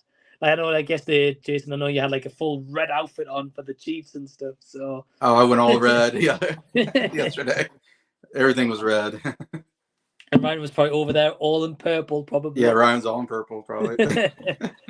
We got Paul here as well. Hey, Paul, hope you're well, man. Paul. He says, hey, Mike, everyone, hope you're doing well. Yeah, I'm doing good. Hope you are. I know Jason's doing well, so it's all good. I mean, it's been a great weekend. I mean, we had the Royal Rumble and the AFC NFC Championship game. I mean, it was a good weekend. It's been a busy weekend. Yeah, busy weekend. Yeah. Exactly. Man, I know. It's been very fun-filled, let's say that. A lot of eventful stuff happening anyway. Because I don't know about you, the Royal Rumble is like my favorite pay-per-view of the year. Like, even more than WrestleMania. Like, I love the Royal Rumble. I always like seeing the surprise entrance and stuff. Me too. Yeah. Like, well, R-Truth just stole the show, I think, but he always does. I love R-Truth. He's great. And, His comedic timing's fantastic. Oh, it's comedic. So good. It made me laugh so much. It's crazy. I think apparently recently he's been selling like more merchandise than John Cena, which is crazy. Oh, really? Yeah. And he's been around for a long time. That's the crazy thing. He doesn't look that old, but he's older than you think. I think with R-Truth, so I was watching an interview with him recently, and they were saying about him, like, he's one of these people who can, like, be in like television like every week kind of thing, and like say like the 24/7 title when that was around. Yeah. Then he just drops off for a little while. He's in the background. Yeah. And then like now he's part of the Judgment Day. And now he's on TV every time, you know. So definitely appreciate the talent he's got anyway. Yeah, if you ever watch that Divas reality show. Oh yeah. I with remember the it. Bella twins. I remember it. Yeah. Yeah, when R-Truth is around, everybody loves R-Truth. He's like the life of the party. Like I've never heard a bad thing about R-Truth. Everybody loves being around R-Truth. That guy, whatever his real name is, he just seems like a fun guy. Mm-hmm. He does, yeah. He seems like he would be exactly kind of what he's like on screen. Not as silly, obviously, but yeah. Yeah, he just seems like a cool guy. Would love to meet him someday. Oh yeah, that's awesome. Ryan saying about Serena, he's saying I'm going through Jennifer Lawrence's filmography. Right. Okay. I'm watching the ones I've never heard of. That's why I watched it. Okay. All right, cool. Interesting. Well, Ryan, if you are still watching, let us know what you thought of Serena, because I know you said bad critic scores, but you didn't say what you thought of the movie. So definitely intrigued. Nick says, wrestling chat, Mike, I've just sent you a photo on Instagram. My son was Triple H at the Performance Center in the US. Oh wow! That's awesome, Nick. Was that recent, or was that a little while ago? Or that's incredible, though. Oh, it'd be so cool to meet Triple H. You can kind of tell by Triple H's hair, probably. Mm-hmm. If it's long, it was a while ago. If it's short, it was recent. Yeah. Exactly. That's awesome, Nick. I'll check it out after the stream, man. And we've got Sai saying, my highlight of the weekend was watching the original Texas Chainsaw on the big screen for the 50th anniversary. 50th anniversary. Wow. Okay. Wow, I didn't realize it was 50 years old. That's crazy. Great movie, though. And cool they got to see it on the big screen as well, so that's an experience. I know Jason's not into horror, so I doubt Jason's probably seen this one. No, and it doesn't seem like the kind I would like at all. I mean, I've seen clips, and it seems a little disturbing to me. There's parts of it, yeah, for sure. Yeah. As they kind of go on, as they kept making them and like reboots, remakes and stuff, they tend to go for like more gore and violence that way. That movie's been rebooted quite a bit, it seems like. There's definitely fewer editions of it, yeah. Yeah. The last one was 2022, I would like to say. It was recent. They remade it recently, and I know everybody like hated it. It got like really bad reviews from what I remember. It wasn't great, Jason. Okay.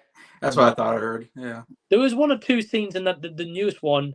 It was cool. Like, I thought like, wow, that's quite inventive and stuff how they've done that, but the rest of it was meh. Not great. Ryan saying Serena was meh, unfortunately. Takes place in the 1930s. 1930s, yeah. Has moments, but ultimately just want to forget. That's what I thought, yeah. That's fair enough. It's a shame. It's a shame because he said there it sounded like had potential.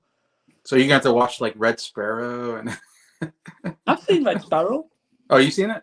Yeah, I liked Red Sparrow, yeah. Oh, you did? I didn't think it was amazing, but I remember it being okay. I know Adam from What the Gym, him and his family walked out on it. Like, if I remember right, I don't think he watched it all the way through. They walked out. Have you seen it, Jason? No, I haven't seen it. Okay. I remember getting bad reviews. And so the one main thing I remember about, which is probably bad, but the one thing I remember main about is like Jennifer Lawrence is like nude quite a bit. I've heard that. Yeah. I mean, I think it's kind of hard not to remember that, I'll be honest with you. Right, yeah, sure. I remember that too. Yeah, I saw it in cinemas though. I've never seen it since, I'll be honest. But I definitely want to check it out again at some point. But yeah, Ryan's cool that you're going for Jennifer Lawrence's filmography. I bet there's a lot of movies we've never heard of. Yeah, she hadn't been around that long either. It doesn't seem like. I wonder, it wouldn't be that hard to get through, maybe. I wouldn't have thought so, Jason. No. Unless she has a lot of small movies I don't know about. I don't know. She may have been like cameos in the past and stuff, like, and you may have not known who she was then, maybe. Yeah. because their first major movie, what was it called? Winter's Bone. Mm-hmm. When was that? 15 years ago? I don't know how. And so, Oh, Jason. yeah, I think I think Jennifer Lawrence is one of those actresses that's never really had like many streaming movies. They've usually always been to like cinemas, then being released on streaming. Whereas some actors do a lot of direct to streaming movies or DVD movies, you know. Don't think she's ever been one of those actresses, really. Got Nick saying about the wrestling. He said it came up my Facebook memories this week. 8 years ago. It was about 8 years ago. My son was there as a guest of WWE that had a Titantron and invited him to do an entrance for it. Oh, that's awesome. So he was still wrestling probably 8 years ago. Probably coming up to wrapping up his career, I would have thought, at that point. Because I think that was around about the time-ish when he won the Royal Rumble. Okay. And when he won the Rumble and he won the title as well in that Rumble.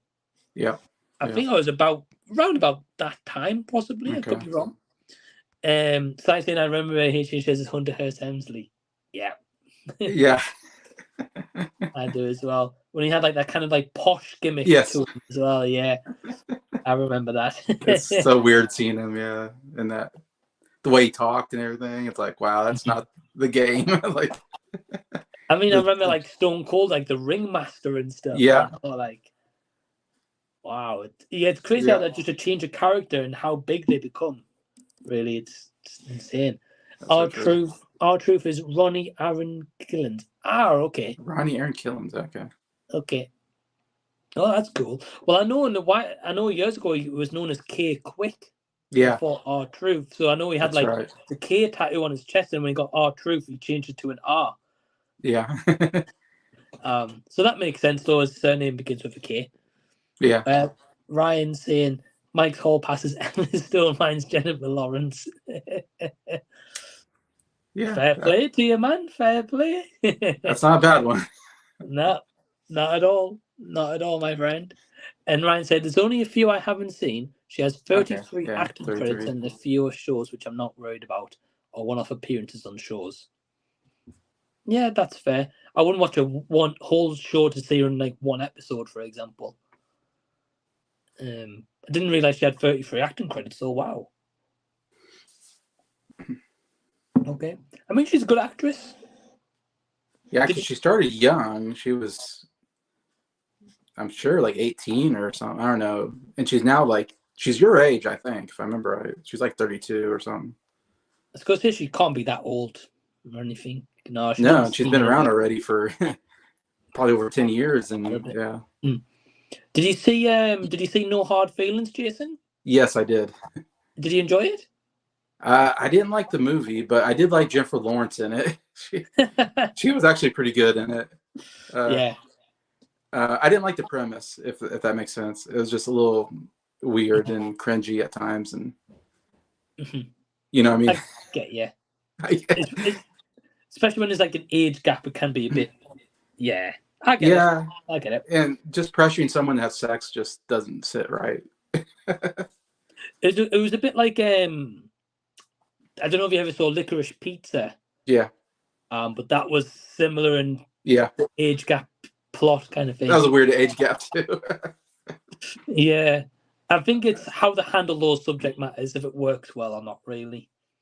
Yeah. Jennifer Lawrence has a memorable scene in that movie, I will say. Definitely does. Yeah. I was shocked. I was like, whoa. I was not expecting that. It's memorable. Oh, it is, definitely. Sai saying, I like Jennifer Lawrence. Unlike most of Hollywood, she doesn't take herself seriously. Yeah, she seems pretty chill, down to earth. Kind of, yeah. Like Emma Stone seems really cool as well, like really cool person. Yeah, I agree. And I think both actresses, as I'm not mistaken, aren't on social media either. Oh, really? Yeah. So I don't know if that's maybe part of the reason why they maybe are as they are, you know? Not saying people on social media, you know, are a-holes or anything, but I think they're both aren't on any social platforms or anything. But yeah, Jennifer Lawrence seems like a cool person, though. Definitely intrigued with her filmography now, though, the ones I haven't seen myself. Yeah, have you ever seen Joy? Yes, I've seen that Okay. one. I thought that was pretty good. I was going to say that. Yeah, I remember liking that one. Again, I've only seen it in the cinema back when, and that was it. Oh, But okay. I Yeah. remember seeing it, though. I was going to say that's kind of maybe one people don't know about as much. It's not one of her big films necessarily, but No, I think it got like a... I don't know how wide of a release it got at the time. But yeah, I felt like it was around for maybe a few weeks and gone. Maybe. yeah. But Jason, yeah, while we're waiting for some comments to come in, so anyone who's watching live, feel free to comment, ask me a question, or ask Jason a question. If you haven't already, subscribe to Jason, the Old Millennial. But Jason, what videos are you working on at the moment? Well, probably next one will be the continuing ranking all the Best Picture winners. I think I got 35 left. Mhm. So I got that, and then I've got the last Harry Potter movie to review, Deathly Hallows Part 2. And yeah, then on to number 10 on my 100 favorite albums list. So Nice. Yeah. Those are Nice. kind of the main ones, and then I don't know what else I'll throw in there at times. So you're wrapping up some series at the moment, then, basically. Yeah, I'm trying to wrap up some current series for sure, and start some new ones. And nice, man. And are you going to be doing like another Music Hall of Fame soon? Yeah, I've been trying to get that together. It's been kind of hard getting people together. Because people I kind of have a small group of people that I talk about music with, and the thing is, we all have our own projects that we're working on with the group. So anytime we get together, it's like, well, this person wants to do this, and this person wants to do this, and so if we do get together, most likely we're doing this project because we got a lot of projects kind of going at once. And Sure. So I don't know. Yeah, at some point, try to get that second part out. Yeah, and then I still need to get a new date for you and Norin.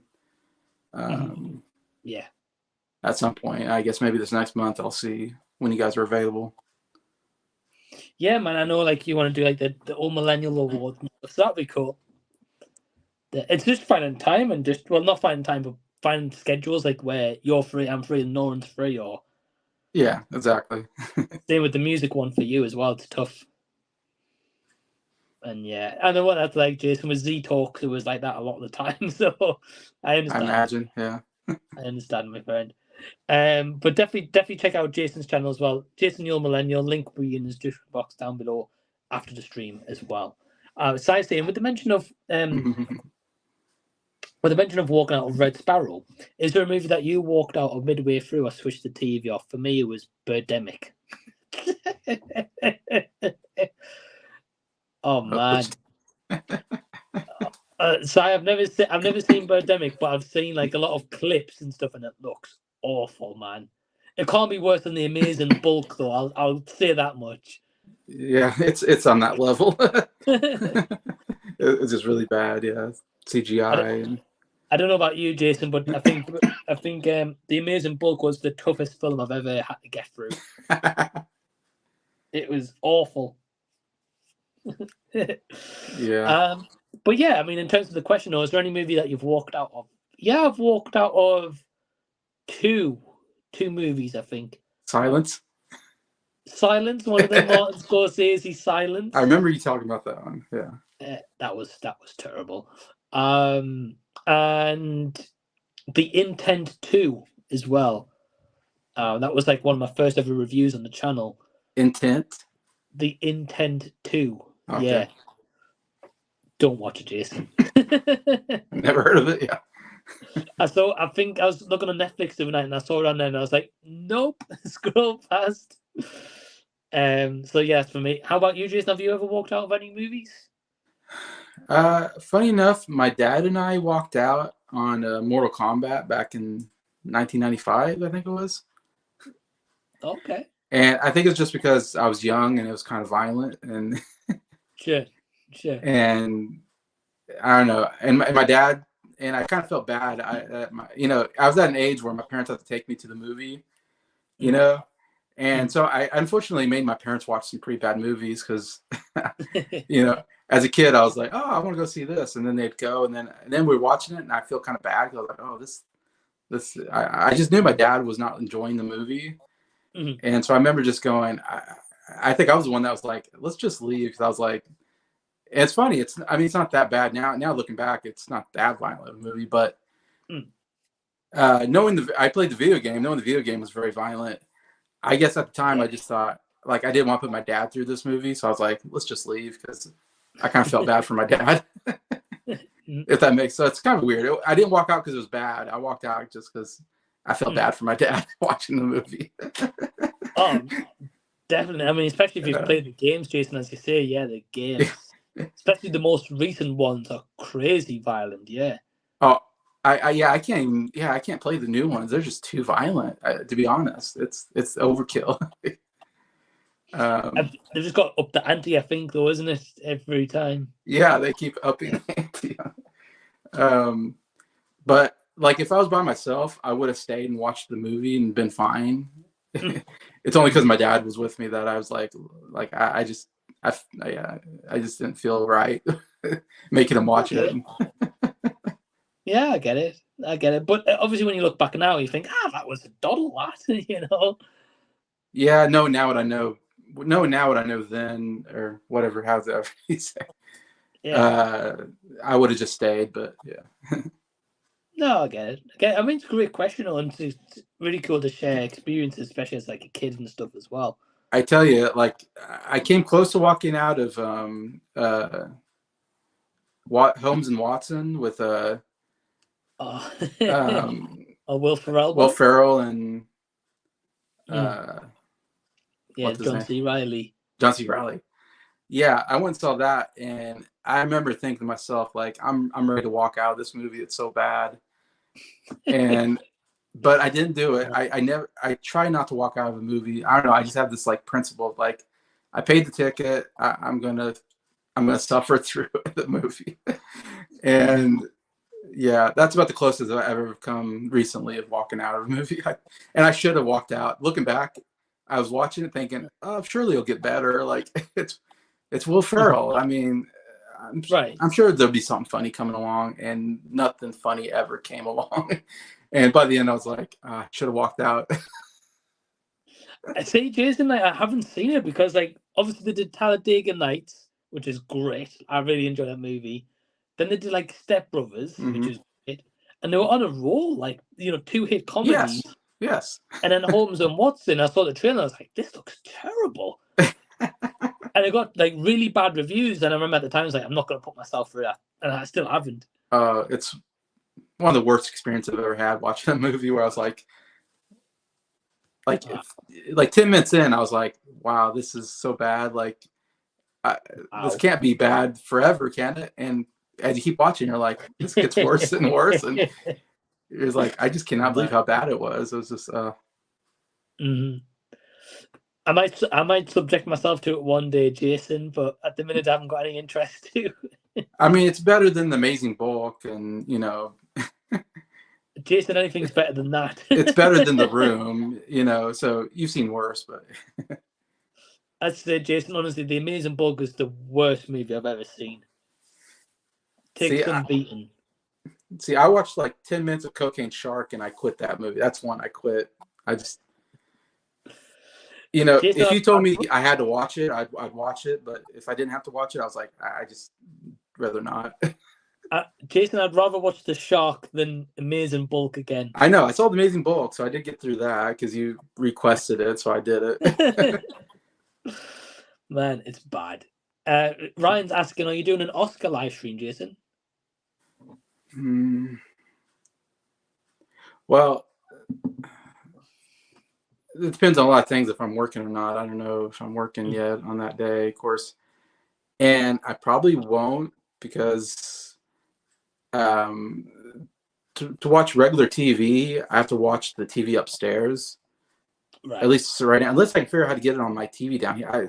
So far, I haven't figured out how to get regular TV down here.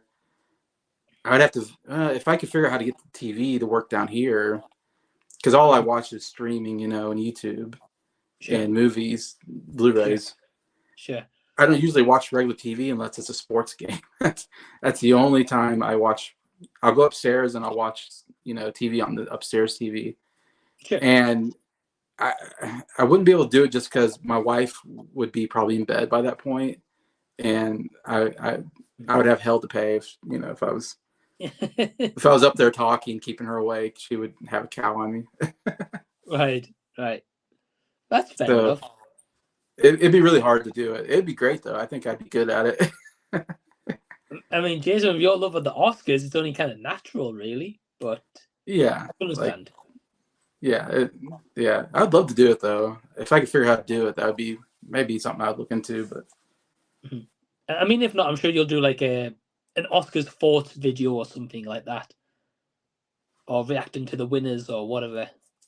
Right. Yeah. Oh yeah. I do a lot of Oscar content. Are you going to do like an Oscars competition again this year? Yeah, I need to. Awesome. I need to start that up again. Awesome. I'll definitely be entering that again. That was fun. And we've got Nick with a question here. He says, Cineworld UK, I think you guys, it's Regal, the equivalent, or AMC, I'm not sure. He says, are doing special nights with sci-fi classics.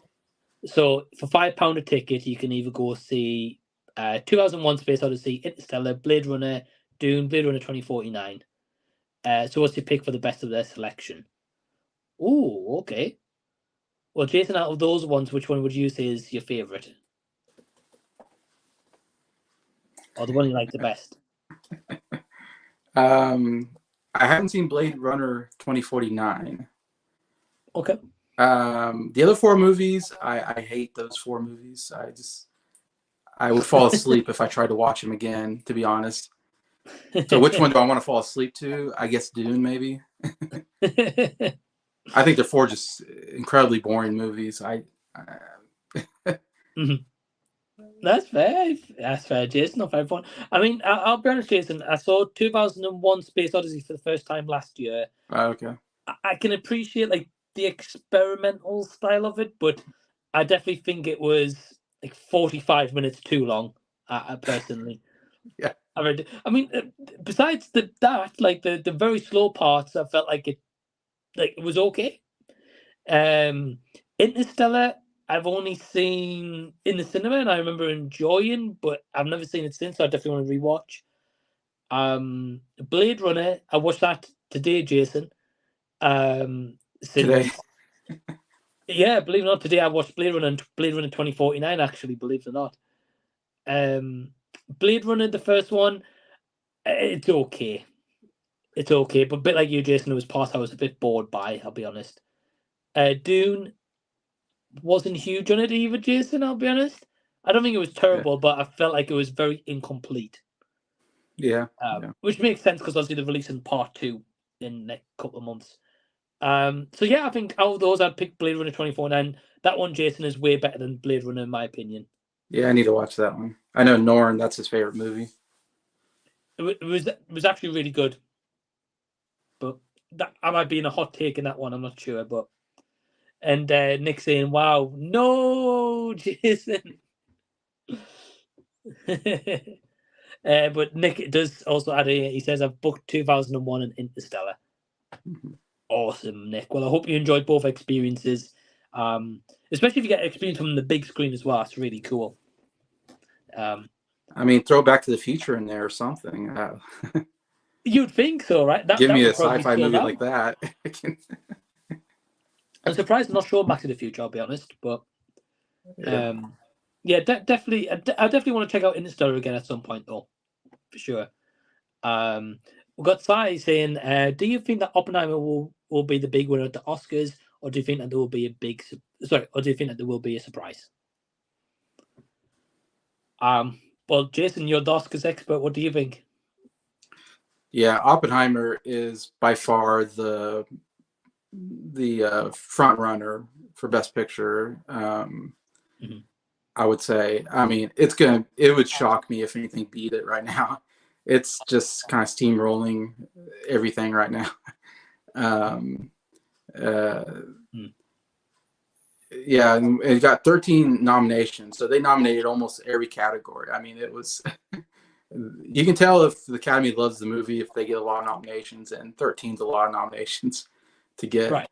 Um, yeah, it's the big one. I think Christopher Nolan's a shoe-in for Best Director. Cillian Murphy, I think, has a chance at Best Actor. I think it's between him and Paul Giamatti right now. So, and then there could always be a surprise, sure, but that's what I would think. I really think Robert Downey Jr. is the big front runner for supporting actor as well. I'd be surprised if anyone beat him right now. So it's got some major categories there. You know, screenplay, maybe. I'm not for sure there. I think musical score, I think it'll get like musical score. And then I'm not sure about the other categories, who the front runner is. That's one I have to do more thinking about, like costume and, you know, whatever, cinematography and film editing. It could get film editing. I can see that. There's a lot of editing there. They go back and forth between time periods. And Mm-hmm. Mm-hmm. so, anyways, yeah, I'm right now I predict it to win like 4 or 5 Oscars, I would say right now, but I think I agree with you, Jason. I think he'll probably win a lot of them for sure, but I think there will probably be somewhere it doesn't. Like for example, I think like Past Lives is nominated for like 1. I yeah, wouldn't be original surprised if that. screenplay and I best wouldn't be. picture. I wouldn't be surprised if it wins Best Picture. I think or screenplay. I think it will. I think Past Lives will win one of them personally. Screenplay possibly. I can see that. Yeah. Yeah, and I think the Holdovers will win as well at something. It's going to win Best Supporting Actress, I think, for sure, and then could win Best Actor. Could get screenplay. It has a couple places it could win.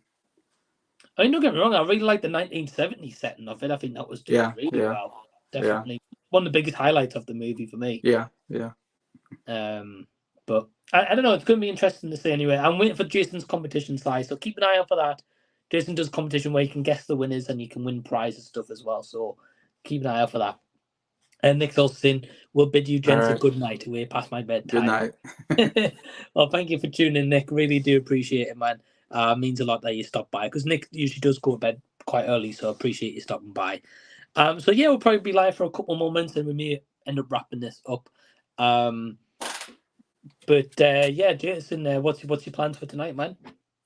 I'm gonna be working later tonight, so right now I'm just chilling out. Yeah, and so yeah, what did you think of Wish, by the way? Oh, I thought it wasn't terrible, it wasn't great. It's kind of in the middle. I'd give it like 2.5 stars out of 5. Like it's not. I wouldn't recommend it. Like it's not one I'd watch again necessarily. And it's funny watching it. I was like, just something seems missing in this movie that could. Like I said, it didn't have really any humor. Like I didn't laugh at all throughout the movie. I feel like I need a good side character. Like I always feel like animation movies for me, I need a good side character that's funny or something. Right. The songs weren't bad. I thought the songs were actually pretty good overall. So it wasn't bad there, I would say. The plot was a little weird, I thought. The villain, I mean, he was kind of good, but at the same time, I didn't quite understand why he just went total evil all of a sudden. And how everybody turned on him. The ending was a little anticlimactic to me. It just kind of ended, and I was like, "Oh, that's it." Like, okay, like that seemed a little too easy. So I don't know. And like I said in your thing, like I feel like Disney doesn't do enough romantic plot lines recently. I feel like I do like a good romantic plot line when I'm watching a movie, and I don't know. It just feels like it needs something more to that movie to put it over the edge to be better, in my opinion. Sure. It's a shame to hear that I was missing some of those elements you mentioned, and But how did it perform at the box office? Did it do? I don't even know. I'll be honest. I don't think it did very good from what I remember. Probably not. Disney has not done very well lately with Wish, and then last year Strange World did real bad. Even Pixar's Elemental, I don't think did particularly that good. I think over time it started making money because it was in theaters long enough, but I think it did. I think it did a lot better than at first. Yeah, I was gonna say I think first weekend it did not do very well, but I'll have a quick look. Okay, so the budget was 200 million for Elemental, and it made 511. So not too bad. Yeah, I mean, and then there's marketing expenses and other expenses that you don't see that. Yeah, they means, usually say about double. Yes, if you include yes. marketing, so about 400. So about 100 you know, you might have broke even, which is not what they want. They want to make $1 billion. I mean, is what you want out of these kind of movies, to make a lot of money. Right. Because they're very expensive, these movies that they make nowadays. Right. You know, when you look back at, I don't know, 5 years ago or less, I don't know. Disney was putting out billion-dollar movie after billion-dollar movie. I mean, True. When you consider, you know, like Black Panther and Captain Marvel did very well, and of course Infinity War, Avengers Endgame. I mean, they all made like $1 billion. Lion King, Aladdin, the live action remakes all made $1 billion. Maybe even Jungle Book made a lot of money too. I mean, they were all making just buttloads of money. I mean, Frozen 2, I think, made quite a bit of money. Oh, definitely, yeah.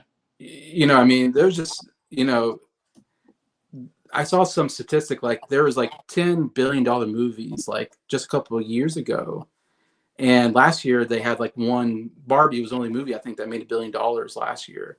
So they've gone from making $10 billion movies to $1 billion. I don't know, 10 $1 billion movies to just $1 billion. So it's just the amount of money movies are making just aren't nearly as much as it was just, you know, probably 5 years ago. I think also, Jason, like adding into that, not to interrupt, I think also adding into that is I just looked on the laptop there.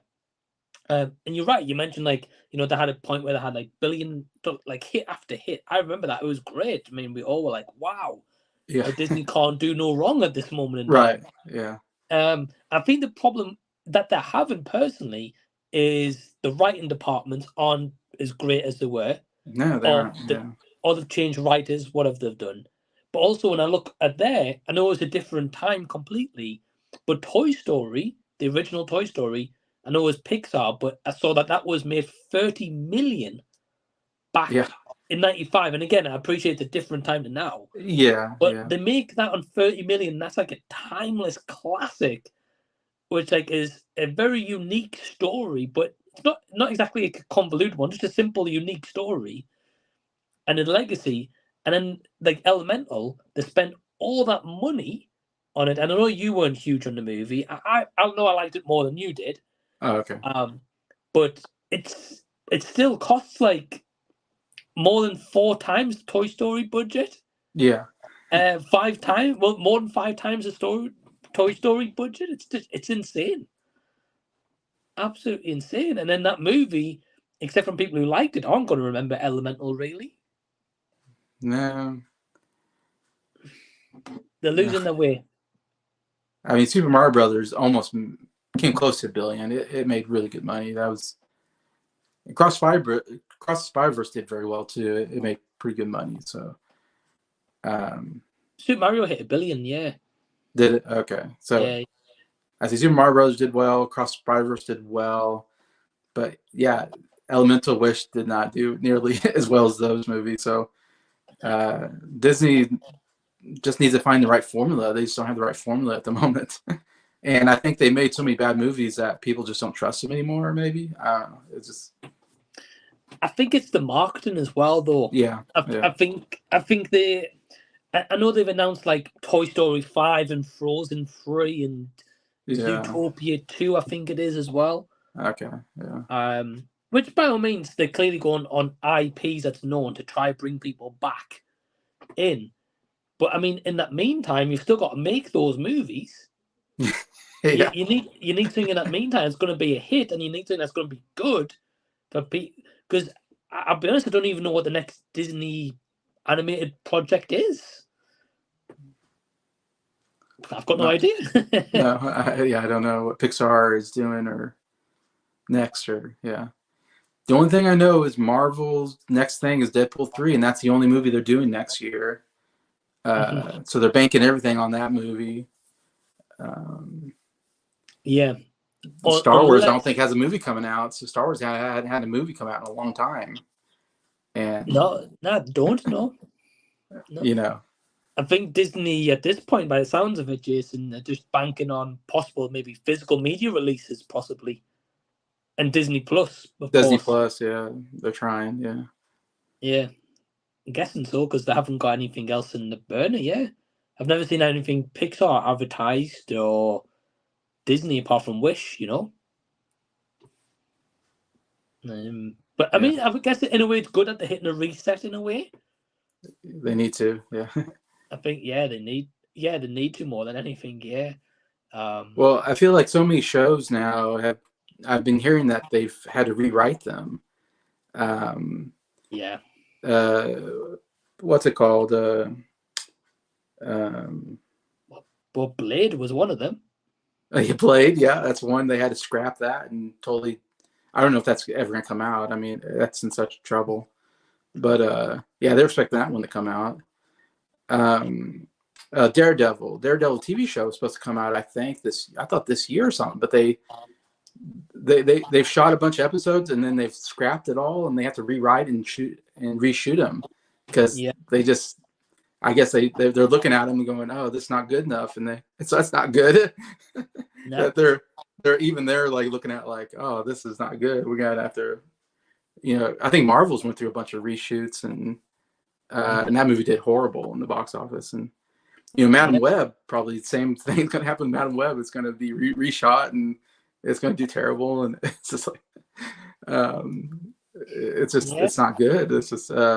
Remember what was that Bad Girl thing? Didn't even come out in theaters. It was so bad, I guess, or I don't know. Yeah. It's like they didn't even want to reshoot it. They're like, forget it. We're just not going to show it. Nah. The Bad Girl one, they said, "Oh, it's just a tax write-off," and then that was it. Yeah, so it's kind of insane what they're doing right now with reshoots and rewrites and things getting delayed and. It's crazy, man. It's a crazy time for Disney. Definitely, and so with Daredevil, you're right. They've only just recently announced that the Netflix series of Daredevil and Jessica Jones, they're now MCU canon apparently. Good. And I saw the other day there was a leaked video on TikTok where Karen and Foggy's back in Daredevil. Okay, good. So. Yeah, as you said, there's rewrites because obviously the original stuff was terrible. I mean, they just lost control. Instead of like Kevin Feige overseeing everything as he was, and taking the time to write these projects, give us great movies. I think he's just been like, "Oh yeah, just there you go, you do what you want." There's that Blade, and it's been bad, Jason. Yeah, I'm intrigued to see if Blade will ever get off the ground. At this rate, I don't know. I know. Yeah. And I'm not sure. But yeah, I think we're going to wrap up the stream here. So firstly, I want to say thank you for Jason for joining me as always. Yeah. Link to Jason's channel will be down below in the description box as well. So definitely go sub to Jason if you haven't already.